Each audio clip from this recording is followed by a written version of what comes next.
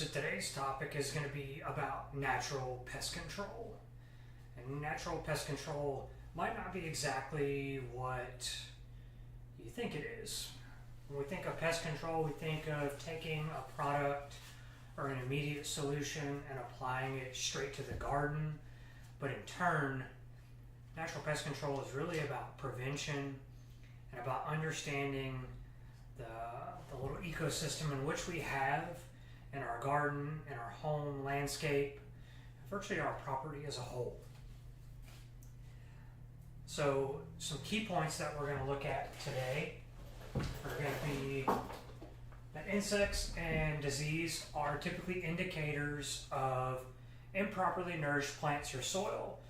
So when we see certain types of pests, like the aphid for instance, it's a good way for us to have a clear understanding that that plant is stressed. It's become a target for a pest, and there's some underlying issue that we could maybe correct, or we could make some alterations to that might help that plant be able to combat this insect issue on its own. Secondly, not all pests are harmful. Most of the pests that we see in the garden are a very minor portion of the insect world, and we typically hyper focus on the bad insects or the things that are causing damage, and we don't focus on the beneficial insects that help us create the checks and balances inside of our environment. Some pests are going to cause damage. It's inevitable. We're dealing with nature and we're trying to work with nature. But we do have to be mindful because some pests can spread diseases or fungus or types of mold, like black city mold on citrus trees, or even something like crepe myrtle. They carry different fungal pathogens or issues along with them and leave those behind. Lastly, we also have to realize that anytime we're out there and we make a conscious choice to put an insecticide or a chemical onto a target pest or a plant, that particular insecticide does not know the difference between the bad pests that we're targeting and the good pests that can also be affected by that specific chemical. So we have to keep that in mind. We're trying to create balance and really be a steward of the environment so that we can be successful with the least amount of inputs. Because if we take a look at nature in itself, there's no one out there taking care of these problems. Everything kind of works itself out in the long run. We have to be slower to the solution sometimes and not as quick to act. So we're going to look at 5 principles today of natural pest control. The first one is going to be really hyper-focused on creating healthy soil, because if we have healthy soil, then we have plants that are going to be healthier themselves, and they're going to be able to resist a lot of pest issues that they might be susceptible to. Secondly, we're going to encourage different animals, different predatory insects to come to our environment because they are nature's way to resolve pest issues. Number 3, we want to make it difficult for pests to find food or a place to breed. So cultural practices which we have in the garden that can change the habitat and disrupt the pest cycle. Number 4, a very difficult one for most people, is to just let it go. Sometimes we just have to get rid of something that's in the garden that has pests on it instead of trying to treat it.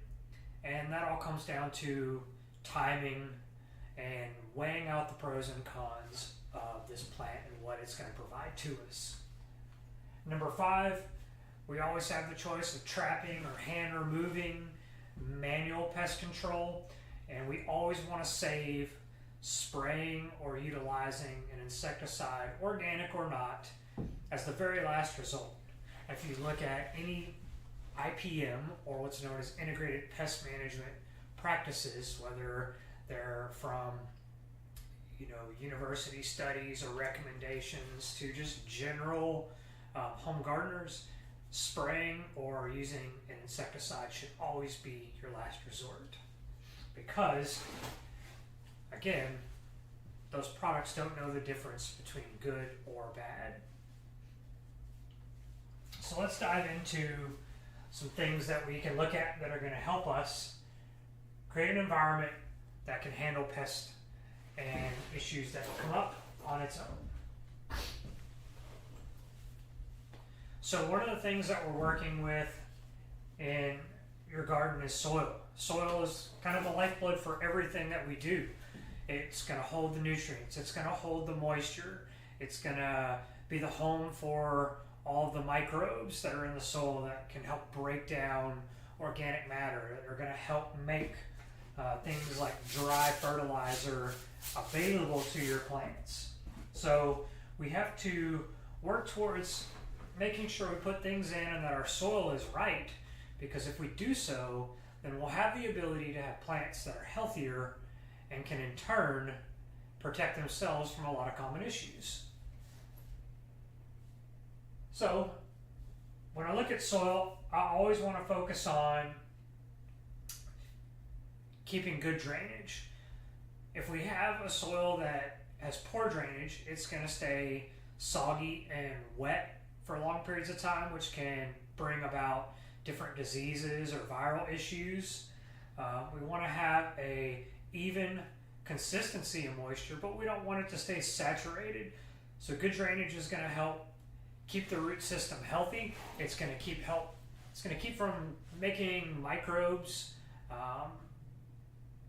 kind of drowned out. If we have too much moisture holding, then the soil becomes anaerobic or without oxygen. And roots, microbes, they need to be able to breathe. If we have good drainage, then it's also going to lead us to be able to manage water more consistently.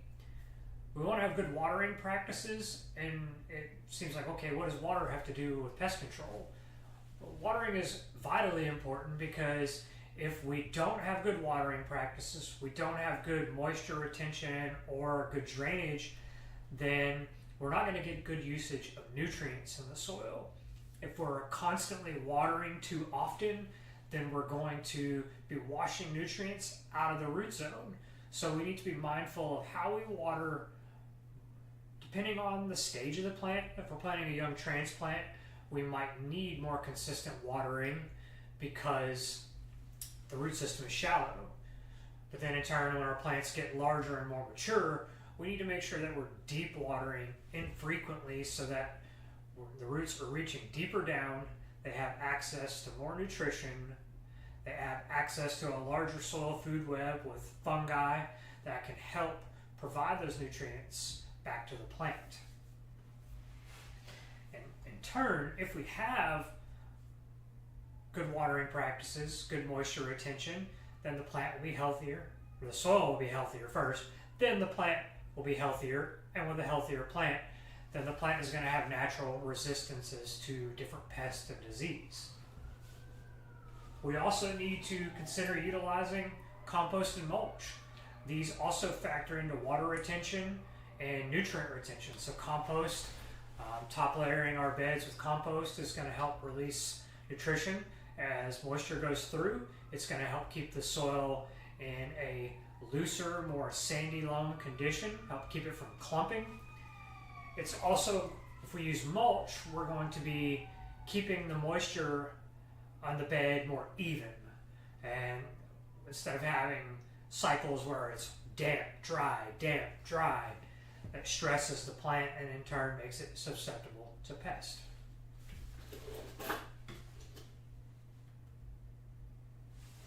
Second thing that we need to do is we really need to encourage other things that eat pests. And this one always kind of gets some sideways looks from people sometimes, because some of these items or creatures are often nuisance animals in the garden. But we have to take a step back and we have to really look at why are they being a nuisance in the garden. The first one on our list typically comes, and that's just common birds that are in the environment. Birds are everywhere. And most of the time when we're dealing with them causing issues in the garden, we see them attack tomatoes very commonly. and they're looking for moisture. So do we have clean, fresh water sources available in the landscape and around the area where these animals have consistent access to moisture? These are ways that you can mitigate birds and other things becoming a problem in your garden and on your production of fruit or vegetables. Does it always work? Absolutely not. Sometimes animals are just pesky, they're a nuisance. But we should do everything that we can to make sure they have accessible food and water to where they'll leave what we have alone so we can get what we want. The second one is probably my favorite to focus on in and around the garden, and that's going to be amphibians. So we're looking, toads, frogs. We want to make sure that we have places in the garden that are going to have humidity, ground cover, so perennial beds.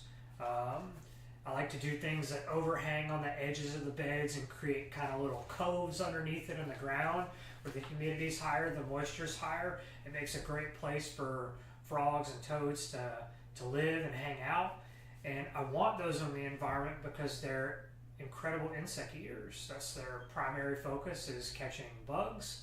And while it might not seem very specific towards what we're doing as a gardener, the more pest control and the more diversity of it we have in an environment, the less pest issues that we're going to have. Toads and amphibians have been known to eat cutworms, different beetles. They can eat snails, pill bugs. There's all kinds of different things. Flying insects. They're incredible predators to the bug population. And we've got to make sure that we keep moisture prominent during the day, because that's whenever toads and amphibians are susceptible to heat stress and they need moisture. So mulched beds, just little alcoves, little shady areas that are going to retain that moisture.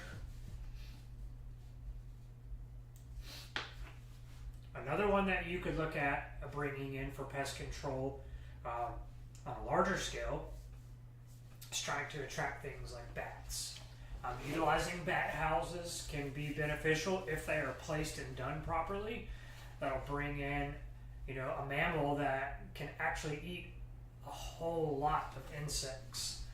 So there's a lot of different ones out there that their diet is primarily focused on catching insects. Even the common possum is primarily an insect eater. They're not, sometimes they are a nuisance to people with chickens and such, but at the end of the day, they're out there. If they're not causing you a negative effect, or they're getting into somewhere where you don't want them, and they're being a nuisance, we try to let those mammals, birds, and different animals live their life, because at some point they are providing a benefit that comes back to us. It just doesn't seem like it's an immediate or great benefit. Let's see.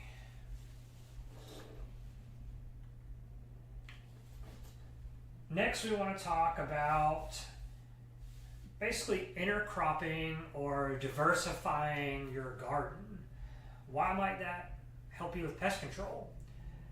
Well, if we bring in different shapes and colors and sizes, different aromas, we're bringing in different plants that can help not only repel pests, but they can also attract in beneficial predators.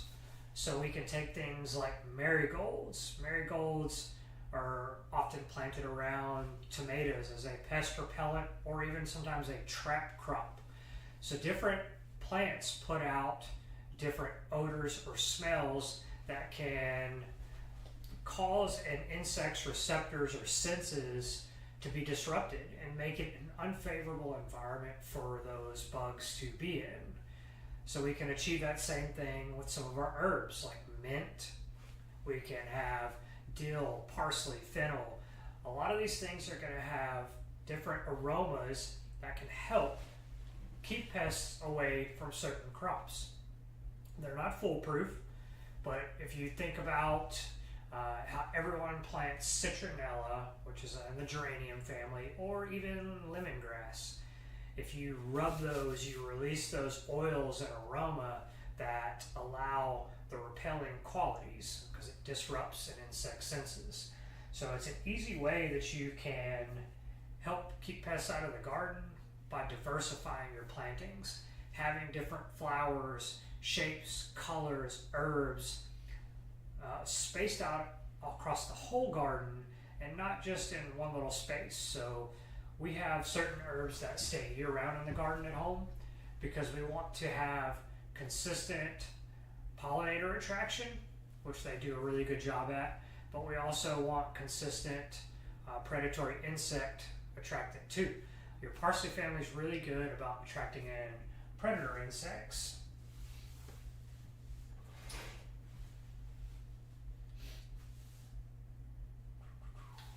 Next,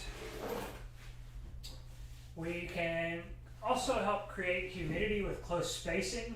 Close spacing, you know, a lot of times you gotta be careful. You plant things too close together, they stress each other out or they compete for nutrients. But ideally, we can create some humidity and moisture, which is gonna attract in natural predators. And we can do that by planting things closer together or even layering things in. We can plant tall things in the middle or the back, medium in the center, lower lying things like flowers, small herbs up in the front. We can even trail them off the front of raised beds or containers, creating more humid, damp environments that are favorable to predators.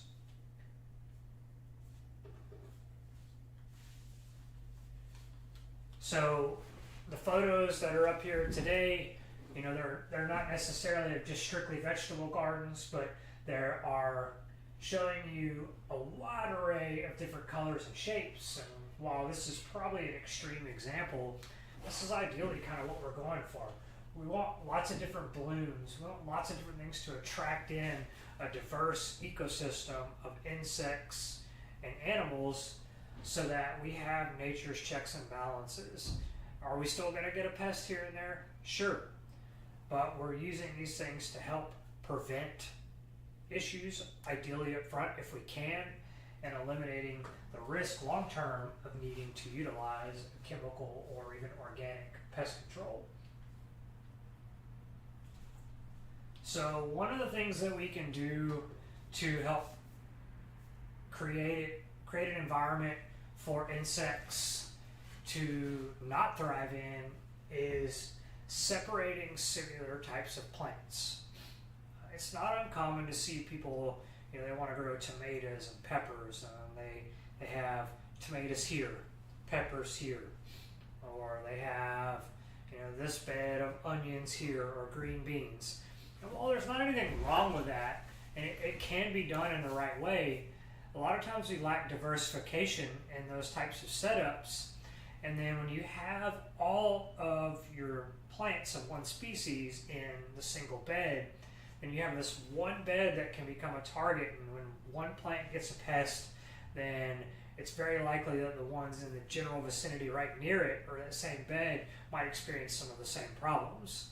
And if we dive back into point number one, where soil oftentimes is part of the issue, that, you know, we might have the right nutrients or just the right combination of things for the plant to be able to get everything it needs to be healthy, then in turn all the plants on the same bed may experience the same problem because of a soil issue, an environmental factor. So spreading your plantings out or putting them into smaller groups and multiple beds can be really beneficial. We typically like to put our tomatoes in 2 or 3 different beds, just smaller quantities, and I've found that when I see an issue on one, most of the time that issue doesn't translate over to the other bed, or if it does, I now have something that tells me, hey, this issue's coming up. I need to start paying more attention to the plants that are not being affected now so that I can either come up with a solution to prevent it or have a plan in place already to eliminate the problem before it becomes out of control.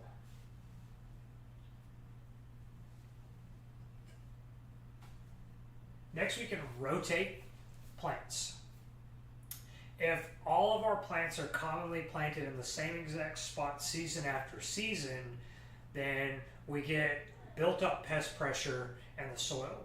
So if we had a pest problem one season on a particular plant and we went through the season and the plant made it, we cleaned everything out, we could have pests overwintering or over a season harboring in the soil, and then we bring back that same crop and we put it into the same exact location year after year. We're creating an ideal environment for pest pressure to stay.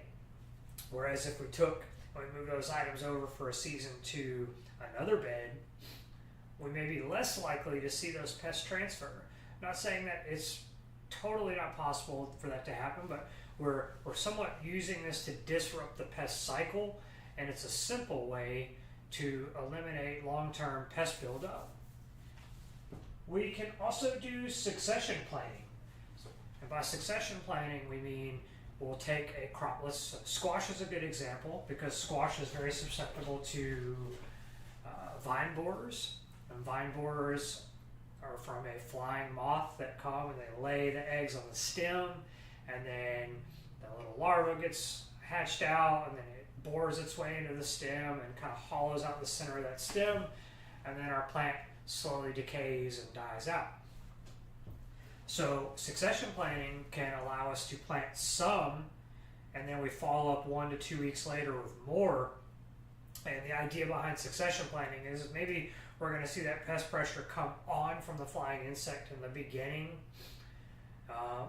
or during a certain planting, and we may lose some plants, but because we didn't plant them all at the same time, there's a less likely chance of it affecting all the plants. Now, could it affect all the plants at multiple different plantings? Sure, absolutely. Anything is possible. We're dealing with nature here. But succession planting is a tried and true way to help prevent buildup of pests or losing a whole crop because we planted everything all at one time and we just weren't prepared to take care of the potential issues that are coming up. We can also make it difficult for certain pests or animals, if they're like birds or a nuisance, having maybe PVC hoops over rows or raised beds to where we can lay out bird netting that we can easily slide back up to get into our garden and be able to access fruit we want to harvest, do any kind of work, weeding, feeding, anything that needs to be done. We got to make it simple for ourselves so it's not a nuisance, but we've also got to make it difficult for those pesky animals and other insects to get to the plants. We could also, for example, the squash vine borer, we could put a row cover that covers the top and the ends and kind of seals off that plant while still allowing light and some moisture into the actual soil and for the plant. But we might eliminate the squash vine borer altogether, but the negative side is we've also eliminated access to pollinators for that specific crop. But we could go in and hand pollinate. It just depends on how we want to approach the problem. But the problem can't be necessarily solved easily with an insecticide. You see people cutting the stems on squash, pulling the little larva out, and then a lot of times the squash can heal back up potentially. You see people talking about injecting organic insecticides into the stem. But a lot of these are really, really difficult. We could change the way we do these practices to eliminate, and we also have to understand that it's nature. It's not natural for every single plant to survive. So you're gonna have these issues, and depending on what kind of pest pressure you have, sometimes planting a few more than what you actually need can be beneficial to help accommodate, or succession planting so that if you do lose one, you can try again. Next, we can make it difficult for a lot of pests to really thrive in our garden by mulching. So mulching is not as common of a practice in garden beds as it would be in general landscape beds. Mulching is not an aesthetic thing. I mean, while it does look good, It's there to help preserve moisture, which is going to help us preserve nutrition, accessibility for plants. It's going to help our plant be healthier in general, less stressed. But it's also going to cover bare ground, and a lot of insects might need bare soil to actually breed. The cutworm is one. So by having a mulch layer, we could do a good shredded mulch that's nice and fine. A composted mulch would be good, or even pine straw has worked really well for us as a tried and true way to prevent a lot of pests and also retain moisture, prevent weeds, and all things that mulch do to help keep our soil and plants healthier. We could also do some general pruning on plants. As our seedlings or our transplants get larger, we want to take time to make sure that we don't have leaves and fruit laying on the soil level, because if they're getting water, they're going to be more prone to disease. There's more areas for a pest to be able to get onto a plant. So pruning off some of those lower foliage, getting them off the ground, making sure that it's properly staked up and you don't have any kind of produce or fruit laying on the ground, it can help mitigate some of the risks that you might get for disease or other pests. Lastly, you can surround different plants that are prone to insect issues with plants that insects prefer. The marigold around tomatoes is always a common one. You can plant acorn squash next to your yellow squash or your zucchini squash, because it's been said that squash vine borers prefer or go to acorn squash first. So you can let them attack that, and then when you start seeing the little eggs in the stem, you can eliminate those plants, move them, get rid of them out of the environment, and help break the life cycle for some of these pests that are commonly coming into the garden. Number 4, sometimes we just have to leave things alone, and that really just comes down to assessing where you are in the season. So a couple of easy examples would be like, maybe we're at the latter part of tomato growing season. It's getting really warm. We have some fruit on the plant. We've got a bunch of buds, but we're not actually seeing any more fruit set. And that's most likely because we're at the very end of the season where fruit will set because it's too warm, it's too humid. We might let those last few tomatoes get decent size, but if we're starting to see pest issues, or they're eating foliage, or we're starting to see the plant decline, we may choose not to do anything as far as a chemical control goes, because the risk over reward is not even, or it's not leaning towards a positive fashion. So I might let those tomatoes get medium size, pull them, and then eliminate the plant from the garden altogether so that it doesn't become pest ridden, or if there are pests or disease on it, I want to get that out before I let it go too long, and then it stays there and I've got insects overwintering, over-harboring the next season, waiting for me to plant the same thing in the same place.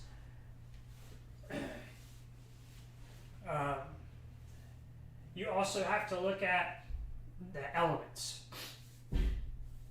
Certain plants, like today we harvested some kale, or we actually harvested kale last week. We still had a few out there today and cleaning up the test garden and some space. But that kale, we're moving into warmer temperatures, although it's just now almost April. But those warmer temperatures are causing those plants that are cool season plants to be more stressed. I haven't fed them in a long while, so they're starting to get like some signs of nutrient deficiency.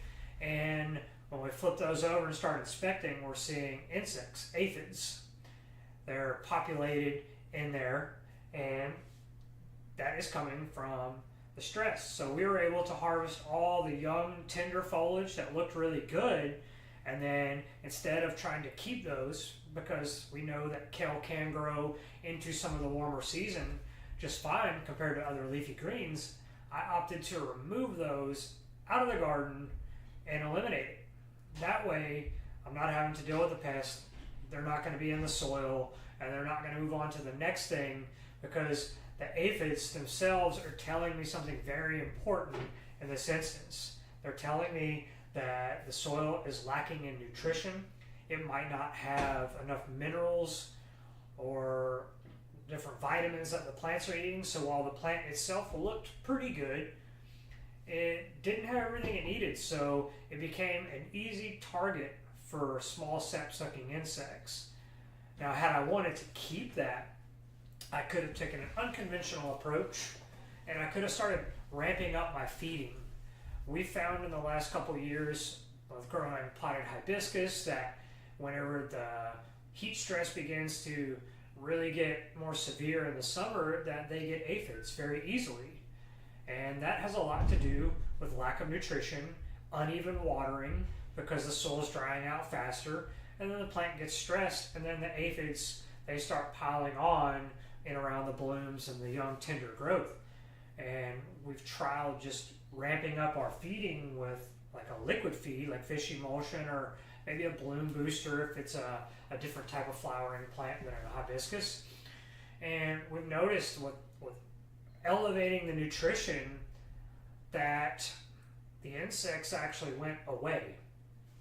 They did come back at some point in time, but that's because we didn't keep up with a good regimen for feeding those potted plants, which we know nutrition washes out much faster in a smaller controlled environment like that. So we should have been feeding. We should have maybe relocated to a little shadier place it's not getting beat down by the sun, even though it's a tropical. But just eliminating stress could make a huge difference. We also, after 2.5, 3 years of following a lot of these tactics, we're now starting to see ladybugs or Asian lady beetles coming into the environment and feeding on some of these small sap-sucking pests like aphids, because we've been able to move to a chemical or insecticide-free garden area, and we've been very focused on diversity and creating habitats and places for insects like the Asian lady beetle to be able to shelter. And it's made a really, really big difference in not being reliant on pesticides, essentially.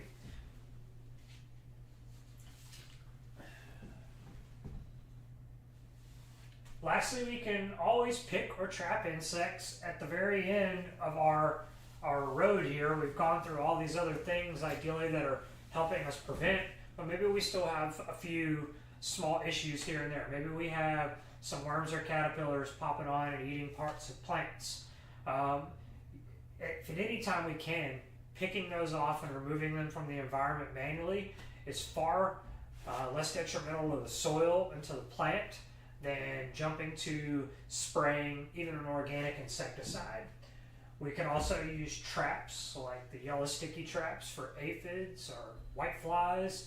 Those can help us basically see ahead of time potential pest issues before they ramp up. So they're used not necessarily as a trap to fully control the issue, but they're essentially indicators of up and coming pest problems. And breaking that life cycle is really important. It's if you're a dog or a cat owner and you've ever had a flea problem in your house or in your yard, prevention and breaking the life cycle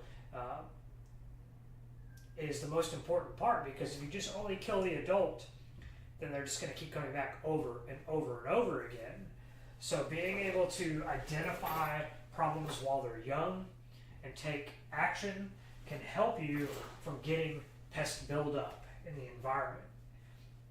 And if we've gone through everything, if our efforts to keep healthy soil, if our efforts to attract in different beneficial predators like parasitic wasps, small animals, if all that is unsuccessful, then only then might we consider using a pesticide. And if we're going to use a pesticide, I typically like to ask myself a couple questions. Number one, is the problem excessive? Is it something absolutely warrants me spraying or utilizing something on there? Number two, if I don't take care of the problem, am I going to lose my entire crop everything I've planted on this specific plant or this pest, they're going to eliminate everything I've worked for? If they are, then yes, I might need to do something. If they're making only minor impacts, then I'm not going to jump to spraying.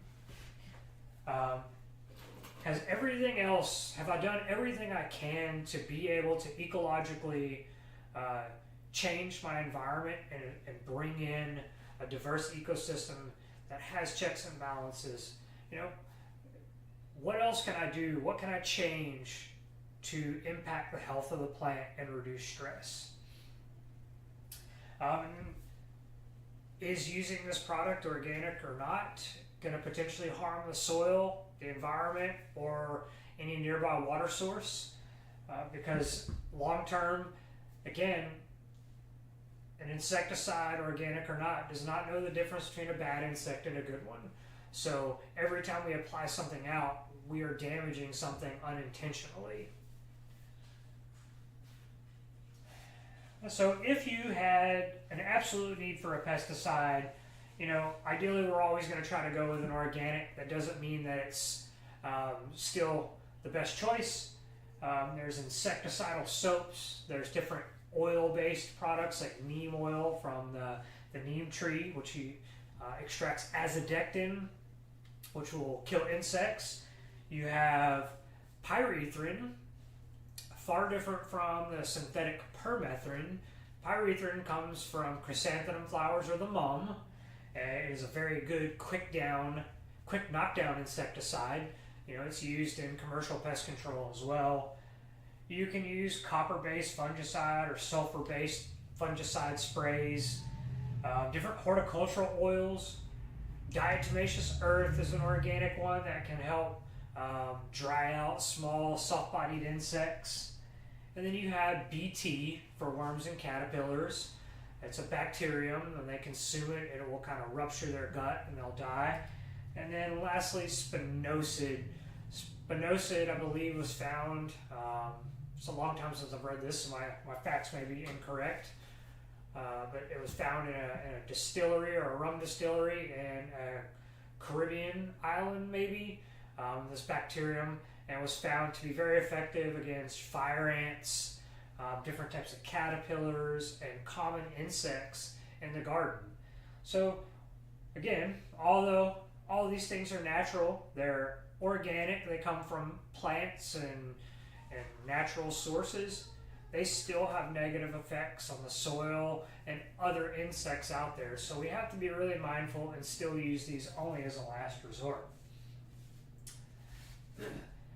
So one of the other insects that we commonly come across this time of year as we get into the end of April, we're moving into May and June, and people still got their tomatoes growing up, is a good old-fashioned leaf-footed stink bug. This particular insect is a prime example of natural pest control working its best, because we can go and buy virtually every insecticide on the shelf that's labeled for them, and unless we directly shoot it on the insect itself, it's not going to die. And every time we spray that insect on and we get it on the plant, then we have to wait for what we call the pre-harvest interval time. So that means from the time you spray to the time you can harvest is X amount of days. And for some chemicals that might be only 1 day, some it might be 3 to 5, some different species of plants may have longer wait times. So a tomato may only have 1 to 3 days, but a pea might have 21 days. So now we can't harvest anything on this plant for 21 days. And whenever a plant has a life cycle that's only 50 to maybe 70 days, that's a huge chunk. And that's assuming we only sprayed one time. So it becomes difficult to adequately harvest and safely eat something. And at least for me, when we're growing stuff, I'm trying to grow things that are healthy, that taste better, and ideally be able to garden with less inputs and be successful without having to buy and do a lot of things. So we do have to be mindful on that. So the stink bug, one of the best controls for it is just soapy water. When they're young, adolescent, they're little orange bugs that look kind of like an assassin bug, but they'll be in groups. you can just spray them with soapy water, and a lot of times you'll knock them down and they'll die. The larger ones you can knock into a bucket of soapy water, and or you could even go to what might be seen as a bit excessive, just an inexpensive hand vacuum, like sucking them up and then dumping them into soapy water to kill them off. But every one you're removing from the environment that you have, you're helping break that life cycle. And we talked about how breaking the life cycle is incredibly important because it's going to reduce the pest pressure next season. And if you follow up again, the idea is that long term, the pest pressure in your general area and garden area is going to be much, much lower.